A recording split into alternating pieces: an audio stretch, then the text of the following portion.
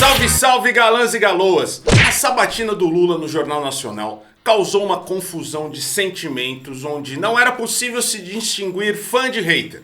E teve hater que elogiou, como Miriam Leitão e Vera Magalhães, que deve ter achado o Lula um grande enxadrista. Assim como das demais sabatinas, os entrevistadores Bonner e Renata Vasconcelos começaram com o calcanhar de Aquiles do sabatinado.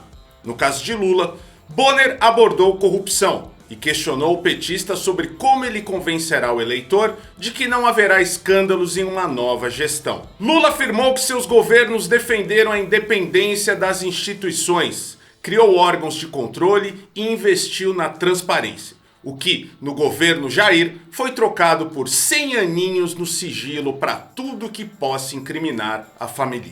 Antes disso, Bonner ainda disse que Lula era inocente em todos os processos que tinha sido julgado pela Lava Jato. Um momento histórico da TV brasileira, pode apostar. E foi aí depois que uma pergunta que julgavam que seria difícil para Lula virou uma oportunidade para o ex-presidente não só se explicar, como ainda apontar os desmandos e a motivação política da Lava Jato, para desgosto do Sérgio Moro, que tinha até se oferecido para participar da condução da entrevista na Globo, já que provavelmente será derrotado para o Senado e está desesperado para arranjar uma vaga de emprego. Sérgio Moro, na época do governo Lula você tinha até um emprego, era empregado. Além disso, Lula aproveitou para jogar pedras no teto de vidro do presidente Jair Bolsonaro ao afirmar que dará independência para PF e PGR e que seguirá criando mecanismos de controle e combate à corrupção.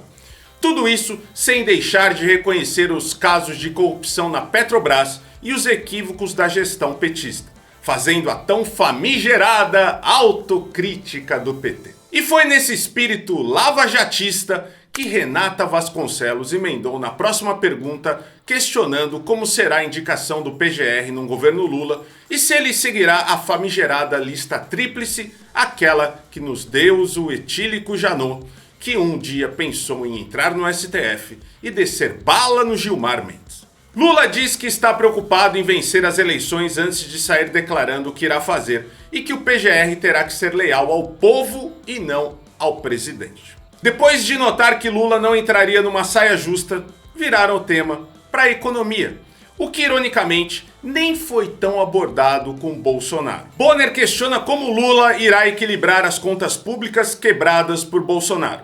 Lula afirma que pegou o Brasil num cenário muito ruim em 2002 e que reduziram a inflação, a dívida pública e fizeram reservas de dólares. Ele ainda afirmou que irá garantir previsibilidade e estabilidade para trazer investimentos e recursos para o país. E é nessa hora que ele puxa a cartinha do Geraldo Alckmin como vice, sobrando elogios até para Dona Lu, que estaria gostando muito da coisa toda. É claro que tá, né? O marido dela estava fazendo acupuntura no programa do Rony Von e agora pode ser o vice-presidente do Brasil. De Louro José do Rony para vice-presidente, tá bom, né? Uma reabilitação parecida com fazer o RPM ocupar o topo das paradas da Billboard em 2022. E sem ter muito o que reclamar, Bonner, que estava entrevistando Lula, decide falar sobre Dilma. O âncora do JN perguntou qual será a política econômica adotada por Lula. A da Dilma ou do Lula de 2002, o que deixa entender que ele concorda que ao menos a de Lula tem muitos pontos positivos. E antes de responder a pergunta, Lula aproveita para mandar um recado da Dilma aos âncoras. Segundo o ex-presidente, ela teria dito: "Presidente, se perguntar do meu governo, não responda. Fala para me convidar que vou lá discutir com eles." Lula comenta os méritos do governo Dilma, mas aponta que no governo da presidenta ela cometeu equívocos com as isenções fiscais e o represamento de preços de combustíveis. E reforça que Dilma também foi vítima de Cunha e de Aécio. Não escapou da responsabilidade e ainda lembrou dos conspiradores. Então, concluiu afirmando que seu possível governo e o governo Dilma são coisas distintas. Insatisfeito, Bonner termina retomando dados ruins do governo da ex-presidente petista. Entre críticas acertadas sobre o orçamento secreto e como Bolsonaro abriu mão de governar, sobrou crítica até mesmo para a militância petista. Bonner questionou o que Lula diria aos militantes petistas que recusaram Alckmin. E o Lula afirmou que Bonner está vivendo em um mundo diferenciado e que Alckmin foi aceito pelo PT e que a relação dos dois é de confiança e apoio mútuo para consertar o país. Pode ter sido aceito no PT sim, mas entre eleitores do Lula que não são ligados ao partido, principalmente aqueles de São Paulo, as pessoas votam no Lula, apesar do Alckmin. Depois disso, Bonner retornou perguntando sobre o passado entre Lula e o PSDB e os nós contra eles. O Lula afirmou que a polarização entre PT e PSDB faz parte de um passado feliz e que tomaria uma cerveja com Serra e FHC. O Bonner insistiu ainda no problema da militância petista e o Lula afirmou que são coisas distintas, assim como um time e sua torcida organizada, e de quebra ataca o argumento falacioso da polarização, afirmando que ela é característica das democracias. Só faltou mandar o bom e velho polarização é meu pau na sua mão, mas não seria tão diplomático.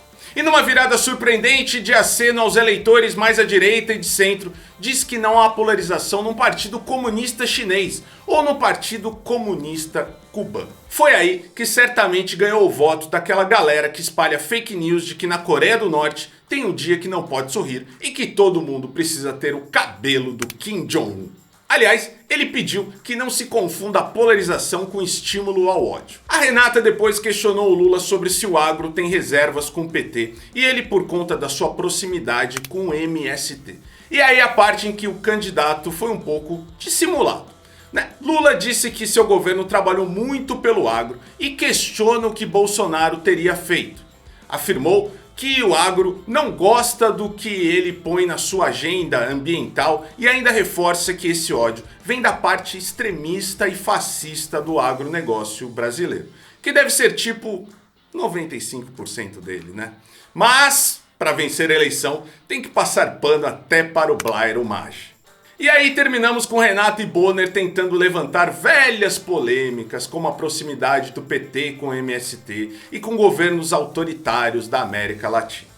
O Lula disse que o MST é um importante e grande produtor rural relevante e que quer pacificar o país e defender a alternância do poder e que no passado teve relações com vários países, independentemente da posição política. Lula também foi capaz de colocar não só Moro, mas também Bolsonaro em saias justas, sem sequer precisar mencionar o nome deles. Principalmente quando o tema foi combate à corrupção.